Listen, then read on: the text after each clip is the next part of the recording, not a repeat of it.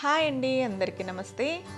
ఈరోజు వీడియోలో చిక్కటి గ్రేవీతో 4-5 నిమిషాల్లోనే ప్రిపేర్ చేసుకునే ఎగ్ కుర్మా ఎలా ప్రిపేర్ చేసుకోవాలో చూపిస్తానండి. నేను చెప్పిన విధంగా ఎగ్ కుర్మా ప్రిపేర్ చేశారనుకోండి, ఈ విధంగా గ్రేవీ అనేది చిక్కగా ఉండి రైస్లోకే కాదు చపాతీ, పుల్కా, నాన్లో కూడా చాలా రుచిగా ఉంటుంది. మరెందుకు ఆలస్యం, ఎగ్ కుర్మా ఎలా ప్రిపేర్ చేసుకోవాలో ప్రాసెస్ చూద్దాం పదండి. ఎగ్ కుర్మా ప్రిపేర్ చేసుకోవడానికి ముందుగా 6 గుడ్లను అయితే ఉడికించుకొని పొట్టు తీసేశాక వీడియోలో చూపించిన విధంగా క్రాస్గా ఘాట్లు పెట్టి తీసుకోండి. ఇప్పుడు ఈ గుడ్లను రెడీగా పక్కన పెట్టేసుకొని కర్రీ కోసం మసాలా ప్రిపేర్ చేసుకుందాము. మసాలా కోసం స్టవ్ పై ప్యాన్ పెట్టుకొని 2 టేబుల్ స్పూన్ల ధనియాలు వేసుకొని వేపుకోండి. అయితే ధనియాలను వేపుకుంటున్నప్పుడు స్టవ్ని హై ఫ్లేమ్లో కాకుండా లో ఫ్లేమ్లో పెట్టి వేపుకున్నట్లయితే ధనియాలు అనేవి బాగా వేగి మసాలా కూడా చాలా రుచిగా ఉంటుందండి. ఇలా ధనియాలు బాగా వేగిన తర్వాత 10 వరకు జీడిపప్పులను వేసుకోవాలి. జీడిపప్పులు మీ దగ్గర ఉంటే వేసుకోండి, లేదంటే జీడిపప్పుల ప్లేస్లో పిరికెడు వరకు వేరుశనగ గుండ్లను వేసుకొని వేపుకోండి. అలాగే 3 ఇంచుల అల్లాన్ని తీసుకొని ఈ విధంగా చిన్న చిన్న ముక్కలుగా కట్ చేసుకొని వేసుకోండి. ఇందులోనే బిర్యానీ పువ్వు 1, 2 ముక్కల దాల్చిన చెక్క, అలాగే 7-8 లవంగాలు, 10 వరకు మిరియాలను కూడా వేసి లైట్గా వేగనివ్వండి. మసాలాలు వేశాక ఎక్కువగా వేపాల్సిన అవసరం లేదండి. కొద్దిగా హీట్ అయ్యే వరకు వేపుకొని స్టవ్ ఆఫ్ చేసేసి పూర్తిగా చల్లారనివ్వండి. మసాలాలు పూర్తిగా చల్లారిన తర్వాత మిక్సీ జార్లోకి తీసుకొని పెద్ద సైజులో ఉన్న ఉల్లిపాయ 1 ఈ విధంగా ముక్కలుగా కట్ చేసి వేసుకోండి. అలాగే 2 టమాటాలను కూడా కట్ చేసుకొని వేసుకోండి. అలాగే కాడలతో సహా కట్ చేసుకున్న కొత్తిమీరను గుప్పెడు వేసుకోండి. ఇలా కొత్తిమీర మసాలాల్లో వేసుకుంటే మసాలా ఫ్లేవర్ అనేది చాలా బాగుంటుందండి. అలాగే కర్రీకి సరిపడా 2 స్పూన్ల కారం అయితే వేసుకుంటున్నాను. నాన్ వెజ్ కర్రీస్ ఎప్పుడు కూడా కొంచెం స్పైసీగా ఉంటేనే రుచిగా ఉంటాయండి. మీరు ఎంత కారం తినగలరో దాన్ని బట్టి చూసుకొని వేసుకోండి.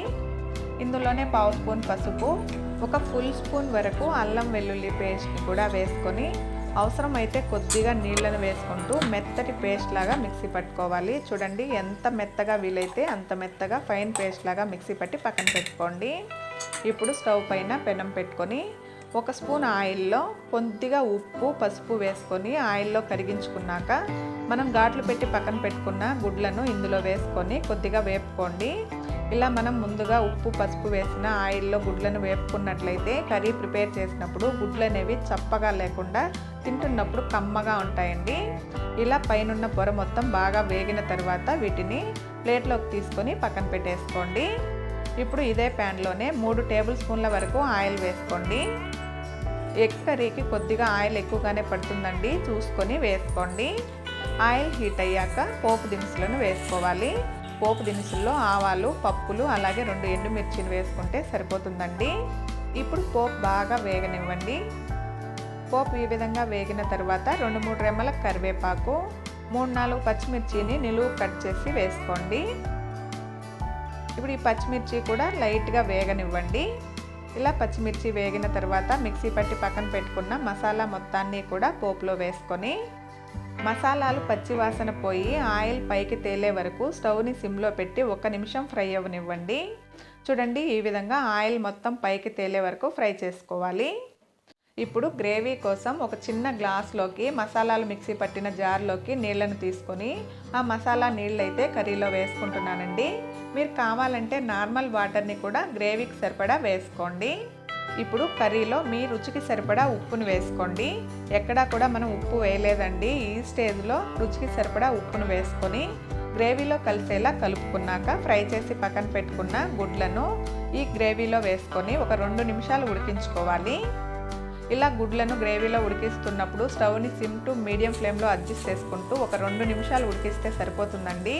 ఈ మసాలా ఫ్లేవర్స్ అంతా కూడా గుడ్లకు పట్టి గ్రేవీ అనేది కొద్దిగా చిక్కగా వచ్చే వరకు ఉడికించుకుంటే సరిపోతుంది. ఎక్కువ ఉడికించాల్సిన పని లేదు.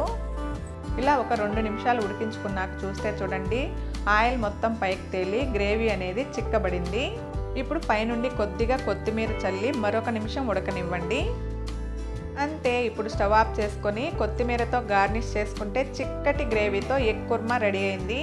ఈ వీడియో నచ్చితే ఒక చిన్న లైక్ చేసి ఈ విధంగా మీరు కూడా ఎగ్ కుర్మా ప్రిపేర్ చేయండి. ప్రిపేర్ చేశాక టేస్ట్ చేసి ఎలా వచ్చిందో కమెంట్ చేయడం మర్చిపోవద్దండి.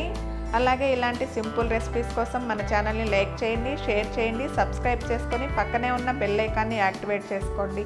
Thanks for watching.